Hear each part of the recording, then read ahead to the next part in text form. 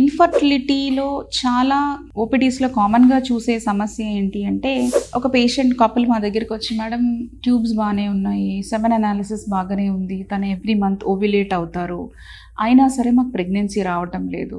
So ఈ ప్రాబ్లమ్ని unexplained infertility అంటారు. అంటే బేసిక్ ఇన్ఫర్టిలిటీ టెస్ట్ అన్ని నార్మల్గా ఉంటాయి, కానీ ప్రెగ్నెన్సీ రాదు.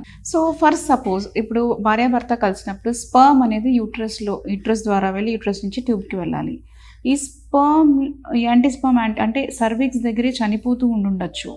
అండ్ ఓవ్యులేషన్ జరుగుతుంది, కానీ ఎగ్ ఫాలికల్ అనేది రప్చర్ అవుతుంది, కానీ అందులో ఎగ్ రిలీజ్ అవుతుందా లేదా, ఎగ్ ఉంటుందా లేదా అన్నది కూడా మనకి తెలీదు. ఈ ఎగ్ స్పర్మ్ కలుస్తున్నాయా లేదా అనేది మనకి రియల్ టైంలో చూడడానికి మనకి ఏ టైప్ ఆఫ్ ఎక్విప్మెంట్ లేదు, కాబట్టి మనకు అది తెలీదు.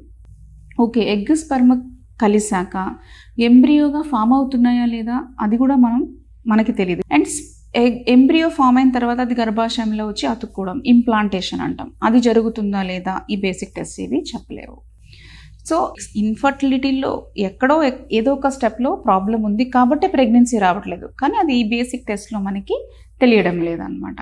Thank you.